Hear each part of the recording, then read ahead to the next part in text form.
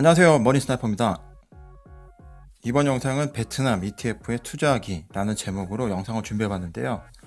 베트남 ETF 종류 소개해드리고 ETF 성공적으로 투자하는 방법, 제가 가지고 있는 노하우 한번 공유해 보도록 하겠습니다.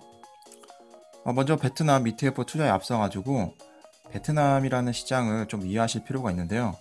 과거 10년 전만 하더라도 저희 펀드 투자에 있어서 굉장히 유행했던 시장들이 있죠. 바로 인도와 차이나 합쳐서 친디아라고 불렀고, 그리고 브릭스, 브라질, 러시아, 인디아, 차이나, 사우스 아프리카, 이렇게 브릭스라는 시장 자체가 유행을 탔던 적이 있는데, 지금 같은 경우는 베트남 시장이 좀 많이들 주목을 받고 있고, 그리고 유망한 투자처럼 생각을 해볼 수가 있겠습니다. 그런데 지금 화면에서 보시는 것은 MSCI에서 분류하고 있는 시장 구분 표인데요. 좌측에서부터 디벨롭드 마켓, 그리고 이머징 마켓, 그리고 프론티어 마켓, 이렇게 크게 세 가지 종류 시장으로 구분이 되어 있어요. 그런데 우리가 이제 이머징 마켓이나 디벨롭드 마켓 같은 경우는 친숙하지만 프론티어 마켓 같은 경우는 좀 생소한 시장이긴 하죠.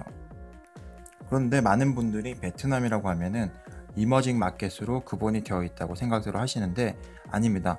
베트남 시장 같은 경우는 지금 보시는 것처럼 프론티어 마켓으로 구분이 되어 있기 때문에 글로벌 증시에서 자금이 흘러 들어가기에는 굉장히 작은 규모의 자금들만 지금 현재 들어가고 있어요. 그런데 지금 시장에서 크게 변화가 되고 있는 것은 뭐냐면은 세계에서 가장 큰 2대 지수라고 할 수 있는 FTSE 그리고 MSCI에서 이 베트남 증시 같은 경우도 이머징 마켓에 편입된 그런 기준이 충분히 부합되고 있다라고 판단을 하고 있습니다. 그래서 머지않아 지금 베트남 증시 같은 경우도 이제 이머징 마켓으로 올라오게 될 텐데, 그런 경우 글로벌 시장에서 베트남으로 흘러 들어가는 자금의 규모가 굉장히 커지게 되겠죠. 그러니까 앞으로는 지금 과거 중국이 인기 있었던 것만큼 베트남에 대해서 그 흐름 자체가 숙명이라고 봐야 될 것 같습니다. 그래서 오늘 이제 설명을 드리려고 하는데요. 먼저 베트남 주식 시장이라고 하면은 우리나라와 같이 이제 코스피가 있으면은 베트남에서는 호치민 주식 시장이 있습니다. 그런데 호치민 주식 시장 위에도 하노이 주식 시장이 있는데, 이 두 개의 주식 시장을 2020년까지는 호치민 주식 시장으로 합치는 것이 지금 결정이 났고요. 그러면은 하노이 시장에서는 이제 채권만 남겨놓고 나머지는 전부 다 호치민 주식 시장으로 넘어가기 때문에 앞으로 베트남이라고 하면은 호치민 주식 시장이라고만 생각하셔도 되세요. 그리고 우리가 가장 많이 접하는 VN30이라고 하는 이 VN30이 한국으로 따지면은 코스피 30 또는 코스피 50과 맞먹는 우량 종목 중심으로 구성되어 있는 지수인데요. 그런데 꼭 시가총액 32만을 의미하지는 않습니다. VN30을 선정하는 방법 자체는 시가총액 50개 종목 중에서 유동성을 고려해서 매 분기마다 리밸런싱을 하고 있기 때문에 저희는 이 어떤 방식으로 VN30이 선정되고 VN30을 결정하는 과정, 그런 부분은 크게 중요하진 않아요. 그렇지만 우리가 베트남 시장에 투자함에 있어가지고 만약에 베트남 주식시장에 개별 종목을 투자한다고 하시면은 이 VN30에 편입되고 퇴출되고 하는 이런 흐름들을 우리가 항상 관심 있게 볼 필요는 있지만, ETF라든지 그냥 일반 펀드를 투자함에 있어서는 그런 부분까지 고려할 필요는 없습니다. 그래도 간단하게 설명을 드리면은 이렇게 이해하시면 될 것 같아요. VN30이라고 하면은 베트남에서 거래가 잘 이루어지는 대표적인 상위 30개 기업으로 이루어졌다, 이렇게 이해를 하시면 될 것 같고요. 조금 더 구체적으로 알고 싶어 하시는 분들은 investing.com에 들어가시면 이렇게 다 보실 수가 있으세요. 주소는 이렇게 되어 있고요. investing.com 이 주소 자체는 유튜브 설명란에 들어가시면 바로 링크에서 들어갈 수 있게끔 주소는 링크를 걸어 놓도록 하겠습니다. 베트남 주식시장 자체가 지금 최근에 중국장이 굉장히 급등을 했잖아요. 중국장이 급등한 거에 비해서 다소 박스권에서 움직이는 흐름을 보여주고 있어요. 보시는 것처럼 베트남 주식시장 자체는 박스권에서 지금 현재 올라가고 전고점을 이제 단기 고점을 바라보고 있는 그런 상황이고요. 그런데 이제 월로 보시게 되면은 2007년도 리먼 사태, 2008년도 리먼 사태 있기 전까지는 굉장히 크게 급등을 했다가 최근에 다시 그 정고점을, 역사적 정고점을 지금 뚫으려고 또는 도전하고 있는 그런 흐름으로 보셔도 될 것 같습니다. 제가 이렇게 노란색으로 박스를 친 것은 지금 현재 이 구간에서 당분간은 박스권 흐름 이어갈 가능성이 높고요. 만약에 이 노란색 박스권에서 이탈해서 밑으로 내려오게 되면은 보다 적극적으로 생각했던 것보다는 훨씬 적극적으로 베트남 시장에 접근하셔도 괜찮을 것 같아요. 네, 베트남 ETF도 똑같이 다른 ETF랑 마찬가지로 네이버에서 활용해가지고 확인해 보실 텐데요. 보시면은 오늘은 굉장히 빨리 진행을 할 겁니다. 지금 네이버 통해 가지고 ETF 검색하는 거나 이런 방법들, 그리고 ETF에서 주안점으로 살펴야 되는 일반적인 내용은 지금 보시는 그 ETF 기초 다지기 1번 영상 보시면은 확인 가능하시니까 혹시 궁금하신 분들은 이 영상 통해 가지고 확인하시고 지금 영상 계속 시청하시면 될 것 같아요. 네, 지금 증권 메뉴 들어가시고요. 증권 카테고리로 들어가시면은 여기서 상단에 금융, 국내 증시, 해외 증시 이렇게 쭉 나오죠. 여기서 국내 증시로 들어가시면 되세요. 국내 증시 ETF, 그리고 컨트롤 F 파인드 기능 이용해서 베트남이라고 검색을 해보면은 놀랍게도 선택 가능한 국내 코스피에 상장되어 있는 ETF가 한 가지밖에 안 나옵니다. 킨덱스 베트남 VN30이라고 영문으로 검색을 해봐도 검색이 안 돼요. 근데 ETF도 펀드이기 때문에 저희가 펀드에서 비교 한번 해보도록 하죠. 펀드 들어가시면은 해외 펀드 쪽에서 해외 펀드로 다시 커서 올려놓고 여기서 전체 보기가 있습니다. 여기 전체 보기 들어가셔서 이 전체 보기에서 해외 주식형의 하단 부분에 베트남 주식이라고 있거든요. 베트남 주식 클릭. 그러면은 지금 보시는 것처럼 총 16개의 펀드가 검색이 되는데 지금 현재 저희가 매수 가능한 거고요. 이 중에서 최하단에 있는 한국투자 킨덱스 베트남 VN30 증권 상장 지수 투자 신탁이 앞에서 보셨던 ETF입니다. 그리고 네이버에서는 네이버에서 저희가 활용할 수 있는 기능 중에 하나가 뭐냐면은 지금 앞에 이렇게 체크할 수 있는 부분이 있죠. 여기 체크 가능한 부분 체크하시면은 총 맥시멈 3개 펀드까지 한 번에 비교를 해 보실 수가 있어요. 그래서 지금 여기 나오는 ETF와 한국투자에서 나오는 베트남 그로스, 그리고 설정액이 또 상대적으로 큰 유리 베트남, 이렇게 3개 펀드 한번 비교를 해보면은 클릭해서 비교를 해보면은 이렇게 클릭해서 비교를 하면은 이렇게 나옵니다. 보시면은 중앙이 ETF고 좌측에 한국투자 베트남 펀드, 오른쪽에 유리 베트남 알파 증권 투자 신탁, 이렇게 3개 펀드가 이렇게 비교를 한번 하실 수가 있는데요. 여기서 3년째 수익률은 지금 ETF가 표시가 안 되는 이유가 설정일을 보시면은 아직 ETF는 설정일 기준으로 3년이 안 됐기 때문에 그래요. 그래서 이 ETF 수익률이 3년치 데이터가 나오려면은 올해 6월달이 넘어가야 됩니다. 6월 28일이 넘어가면서부터는 여기 3년치 수익률이 표시가 될 거고요. 그런데 3년치 수익률을 보니까 지금 그 한국투자 베트남이나 베트남 그로스나 유리 베트남 알파 같은 경우나 다 2016년 3월에 설정된 건 설정일이 똑같아요. 그래서 공교롭게도 역시나 3년 수익률이 거의 대동소이합니다. 38% 수준으로 거의 비슷한 수준이 나오고 있네요. 그런데 올해 수익률은 좀 차이가 납니다. 유리 베트남 알파가 9.91%로 가장 높고요. 그런데 한국 베트남 그로스가 가장 저조한 수익률을 나타내고 있네요. 근데 수익률은 이렇게 차이가 나지만 역시나 수수료는 수익률에 비례하지는 않습니다. 수수료가 많다고 수익률이 뛰어나고 수수료가 작다고 퍼포먼스가 못하거나 이러진 않아요. 그리고 여기서 처음에 이제 펀드를 접근하시거나 일반 펀드 공부하시면은 지금 하단에 위험 정보 3개월에서 표준 편차, 비행 민감도 이런 거 나오잖아요. 이거 막 공부하시거든요. 근데 안 하셔도 돼요. 뭐 저희가 펀드를 개발자도 아니고 이거를 뭐 책으로 논문을 쓰는 것도 아니고 이 부분을 공부 잘한다고 펀드 선택 잘하시는 거 아닙니다. 이거는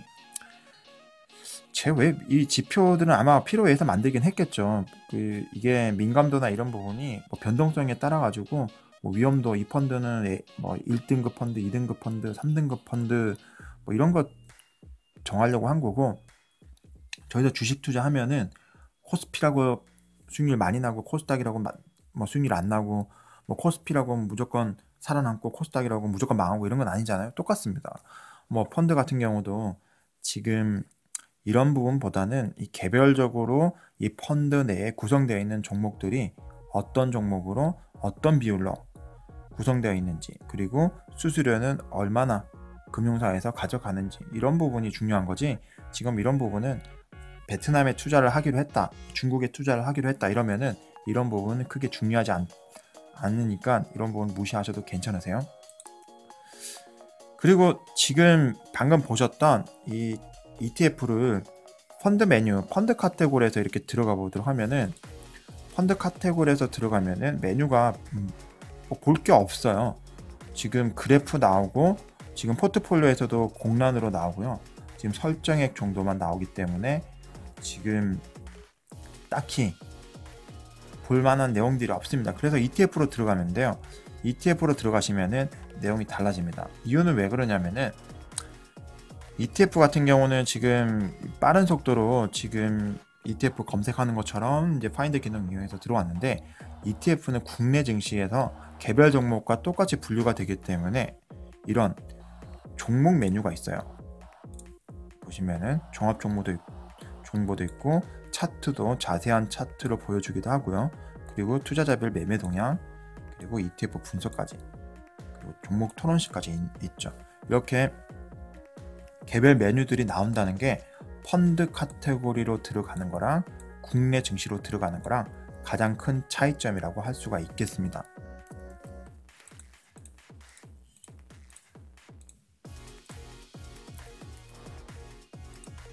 그럼 계속해서 이제 ETF 분석 들어가시면은, 네, 앞에서 보셨던 펀드에서 들어가셨던 화면이랑은 조금 다른 화면이 나오죠. 여기서 상품 개요, VN30 인덱스라고 나오고요. 역시나 2016년 6월 28일 날 아까 방금 보셨던 0.7% 총 보수 나오고요. 상품 설명 보시면은 VN30 지수 일간 변동률을 추정하는 것을 목표로 합니다. 이렇게 나옵니다. 그런데 여기서도 포트폴리오 구성 종목은 확인을 못 하세요. 그래서 제가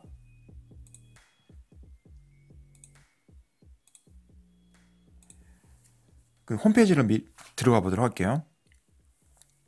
한국투자신탁 링크되어 있는 들어가면은, 여기 바로 들어가신 게 아니고요. 우측 메뉴 보시면은 ETF 메뉴가 있거든요. 이쪽으로 들어가시면 방금 보셨던 베트남 펀드, 해외지수 펀드죠. 해외지수 펀드로 들어가셔서 베트남 여기 나와 있네요. 자료 보기, 그리고 PDF 구성 30개 종목이 비율별로 이렇게 나와 있습니다. 그런데 분명 VN30이기 때문에 베트남 시장에서 시가총액, 큰 규모, 그리고 유동성도 괜찮은 종목 30개가 지정이 되어 있지만, 이 ETF 내에서도 고르게 들어가 있지는 않습니다. 비중이 굉장히 크게 차이가 나고 있죠. 상위 1등부터 3등까지, 그리고 다시 4등부터 10등까지, 그리고 10등부터 15등까지, 그리고 20등부터 나머지까지는 비율이 눈에 띄게 달라지는 거죠. 이런 비율 차이 때문에 각 개별 펀드들마다 그 수익률이 크고 작은 수익률 차이를 나타내게 되는 겁니다. 그래서 오히려 저희가 펀드를 공부를 한다고 하면은, 이 펀드 내에 구성하고 있는 이 종목들이 어떤 종목들 중심으로 되어 있고, 해당 종목이 지금 시점에서는 얼만큼 올라와 있는지, 그리고 지금 시세가 많이 반영이 되어 있는지 되어 있지 못한지, 이런 종목들을 가지고 펀드를 평가하시는 게 실질적인 투자에 도움이 된다고 할 수 있겠습니다. 그렇게 해서 방금 보셨던 지금 펀드들 중심으로 제가 이렇게 비교했던 화면 스크린샷 떠봤는데요.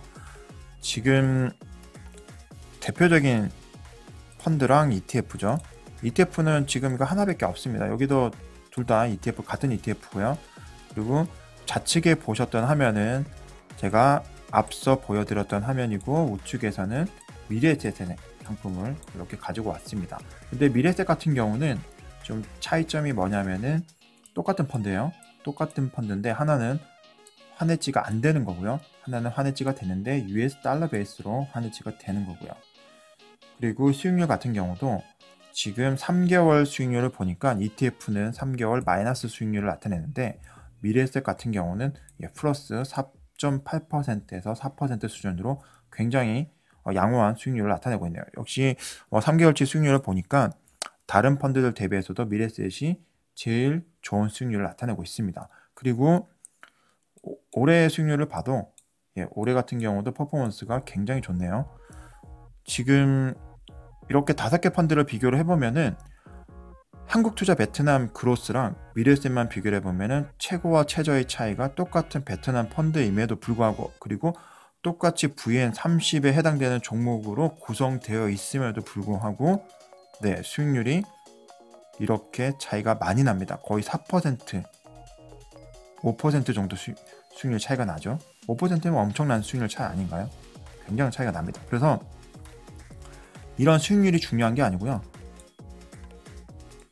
물론 수익률을 따지시는 분들은 굉장히 따지시더라고요. 근데 이거 따지는 시간에 저는 안에 펀드 들어가셔가지고 개별적으로 구성되어 있는 종목들 확인하고 그 종목별로 어떻게 비율 구성을 하고 있는지, 그리고 이 비율 구성이 의미하는 바가 무엇인지, 그리고 앞으로 이 펀드가 가능한 부분, 이런 부분 예측해보고 방향 펀드 선택하시는 게 훨씬 더 효율적이라고 할 수가 있겠습니다. 이렇게 빨간색으로 나타나고 있는 게 ETF이기 때문에 얘는 이제 제외를 하고 비교를 하면 이렇게 되는 거죠. 실질적으로는 지금 보시는 화면은 5개 펀드가 펀드를 비교한다고 볼 수가 있습니다. 그리고 방금 보셨던 한국투자 베트남 그로스 좀 더 자세히 볼게요. 이거는 ETF가 아니고 일반 펀드이기 때문에 A타입은 아시는 것처럼 A타입은 선치라는 얘기고 C타입이라는 것은 후치라는 얘기죠. 그리고 C-P라고 나오는 펀드들은 연금형 펀드고요. 지금 이게 A펀드이기 때문에 이제 선치 수수료가 있습니다. 선치 수수료가 보시면은 투자 금액의 1% 선치가 있고요. 그리고 총 보수는 연간 1.828%를 띠네요. 똑같은 펀드이지만 어떤 유형, 어떤 클래스의, 어떤 타입의 펀드를 선택하느냐에 따라 가지고 보수 차이는 많이 나니까 본인한테 맞는 투자 스타일에 맞는 그런 펀드 선택하시면 되겠습니다. 그리고 펀드가 ETF랑 가장 다른 점은 바로 환매 기준이죠. 보면은 지금 환매 방법에서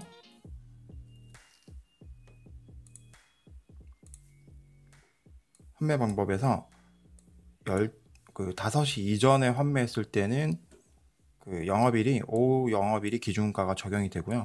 그리고 5시 이후에 매도를 하시게 되면은 6 영업일 이후로 기준가가 결정이 되기 때문에 지금 현재 펀드 평가 금액이랑 실제 이제 예탁금으로 들어오는, 예수금으로 들어오는 금액 자체가 달라질 수가 있는 거죠. 그거 예측하시면서 어느 정도 감안하셔가지고 매매를 하셔야 됩니다. 그래서 펀드 같은 경우는 만약에 작년 같은 경우처럼, 또는 올해 1월달 같은 경우처럼 급등을 하거나 급락을 하게 되면은 매매하고 나서 베스트 타이밍이 될 수도 있고 월스트 타이밍이 될 수도 있는 그런 이제 위험 요인이 마지막까지 남아있는 게 펀드라고 볼 수가 있습니다. 반면 ETF는 다르죠. 시장에 매도를 하면은 바로 그 가격이 결정이 되기 때문에 이제 펀드랑 ETF가 가장 큰 차이점이라고 할 수가 있겠네요. 마찬가지로 보시면은 한국 베트남 그로스에 구성되어 있는 10개, 탑 10개 종목이 이렇게 나와 있고요. 그리고 유리베트남 알파증권 같은 경우도 지금 보시는 것처럼 기준가 결정일이 5영업일, 6영업일. 모르시는 분이 계실 것 같아서 설명을 드리면은, 영업일이라고 하는 것은 휴일이나 공휴일을 제외하고 실질적으로 증권회사가 그 창구가 개장을 하는 그 영업일을 얘기하기 때문에, 공휴일이 없는 가정하에 목요일날 매도를 했다, 목요일날 5시 이전에 3시에 매도를 했다고 하면은 목, 금, 이틀, 토, 일, 월, 화, 수, 토일은 제외되니까 수요일날 기준가로 결정이 됩니다. 그리고 4일 이후 9영업일날 돈을 찾을 수가 있게 되는 거죠. 그러니까 이런 부분까지 감안을 하면은 펀드 같은 경우는 판매하는 마지막 타이밍까지 가격 변동성이 남아있다라고 보시면 되겠습니다. 유리 베트남 같은 경우도 지금 보시는 것처럼 이렇게 상위 탑 10에 랭크되어 있는, 구성되어 있는 종목들이 이렇게 나와 있고요.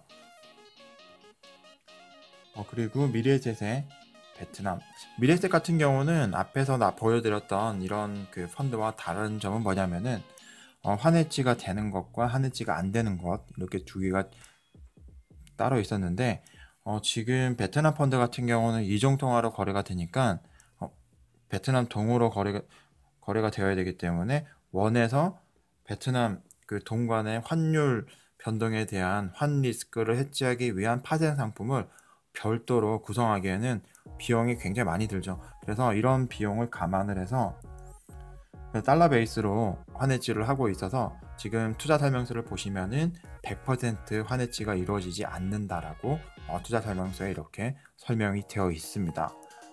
그리고 미래에셋 같은 경우는 앞에서 보셨던 펀드들보다 특정 종목의 금액이 집중적으로 조금 편중되어 있다는 그런 느낌을 받게 되네요. 그래서 펀드 같은 경우는 구성되어 있는 종목들이 어떤 종목도 중심으로 똑같은 코스피 200으로 구성이 된다, 코스피 100으로 구성이 된다고 하더라도 국내 펀드들의 수익률이 제각각이죠. 마찬가지로 해외 펀드도 똑같습니다. 그래서 개별적인 종목을 저희가 재무제표 하나하나 봐가면서 공부할 필요는 없다고는 하지만, 그래도 지금 전반적인 산업의 동향, 그리고 지금 현재 개별 종목들이 주가가 어느 수준까지 올라와 있고 어떠한 사이클로 움직이고 있는지, 그런 그래프 정도는 확인해 주시는 정성이 필요하다고 할 수 있겠네요.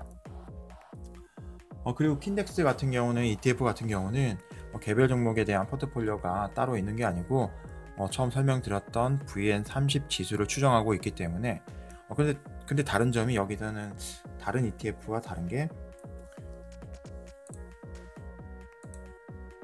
여기 합성이라고 붙어 있죠. 합성이라고 붙어 있는 거는 ETF는 ETF인데, 저희 보통 일반적인 ETF를, 실물 ETF를 매수를 하게 되면은 그 ETF에 구성되어 있는 개별 종목들을 실제 매수를 하게 되는데, 합성 ETF 같은 경우는 실제 VN30에 구성되어 있는 종목을 매수를 하진 않아요. 하지만 이 VN30과 가격 변동이 비슷하게 움직이는 파생 상품과 스왑 거래를 하게끔 구성이 이루어져 있기 때문에 그냥 합성 ETF 같은 경우는 실제 주식을 매매하진 않는구나 라고만 생각하시면 되겠습니다.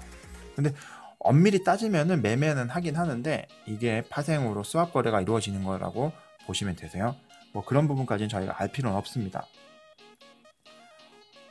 그리고 킨덱스 ETF에 구성되어 있는 종목까지 조금 더 구체적으로 확인해 보고 싶다 이러시면은 한투 한국투자 홈페이지 들어가셔가지고 앞에서 보여드렸던 것처럼 ETF 홈페이지 들어가시면 이렇게 구성 종목들이 1번부터 30번까지 각 비율별로 어떻게 비중이 구성되어 있는지를 직접 확인하실 수가 있으세요.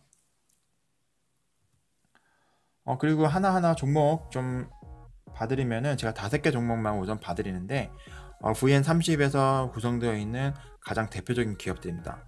다들 아시는 빈그룹 한 번쯤은 들어보셨죠? 베트남에서 시장 지배력이 1등인 기업이에요, 빈그룹. 그리고 두 번째, 베트남에서 유제품 1등 기업 비나밀크. 우리나라로 따지면은 메일유업 정도 되겠네요. 그리고 세 번째, 마산그룹, 베트남 최대 식품회사.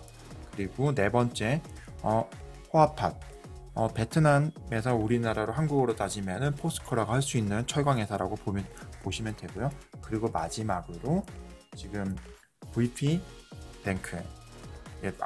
그런데 제가 이렇게 보여드리는 이유가 흐름을 한번 보세요.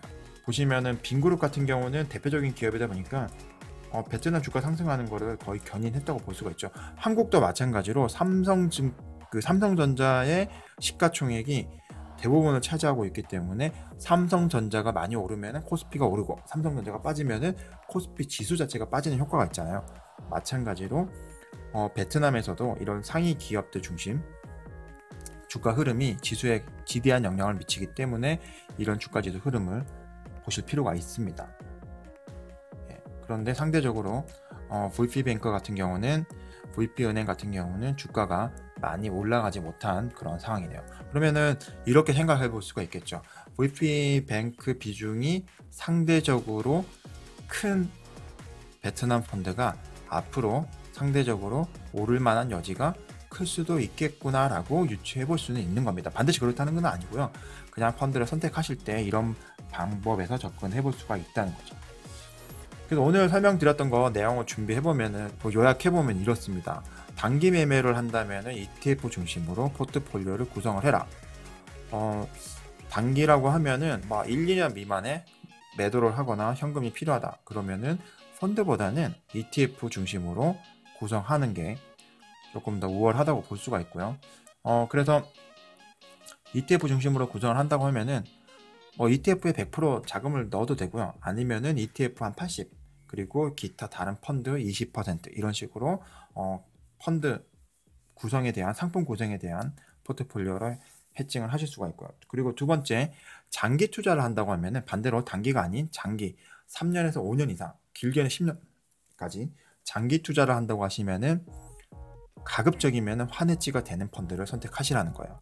환율 변동 리스크까지 예측하는 거는 굉장히 힘들기 때문에 환해지가 되는 펀드, 특히나 신흥국 시장에 들어가는 펀드는 반드시 환해지가 되는 상품을 선택하시라고 저는 말씀드리고 싶네요. 만에 환율 변동분까지 내가 다 고스란히 환 차이까지 다 보겠다, 그런 욕심이 있으신 분들, 그리고 그런 공격적인 성향을 가지신 분들은 환해지가 안 되는 상품을 선택하시면 되고요.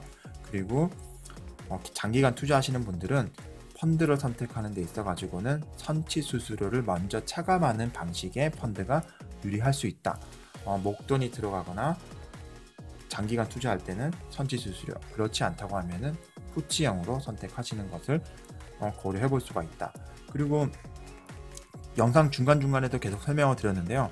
수수료 너무 따지지 마세요. 수수료보다 중요한 거는 구성 종목이에요. 수수료 조금 더 지불하더라도 더 좋은 퍼포먼스를 내는 펀드가 있으면은 그 펀드가 좋은 거고요. 그 비용값을 하는 거고요. 근데 수수료 많이 지불하고 수익률까지 나쁘다고 하면은 뼈 아프죠. 그런데 이왕 같은 펀드를 선택한다고 하면은 이왕이면은 수수료가 저렴한 펀드가 좋겠죠. 여기서부터가 핵심인데요. 그리고 펀드 투자를 성공적으로 하기 위해서는 두 가지가 필요한데요. 하나는 시간이고요. 두 번째는 물타기입니다. 시간이라고 하는 거는 무조건 장기 투자를 하는 건 아니에요. 그리고 투자를 하시는데 중간중간에 급등락이 올 때 치고 빠지는 것도 마찬가지로, 주식과 마찬가지로 특히 이머징 마켓 들어갈 때는 꼭 하셔야 되는 거고요. 그리고 주가가 많이 빠졌다고 생각하면은 과감하게 볼타기 하셔가지고 기준가 낮추시는 전략 필요하십니다.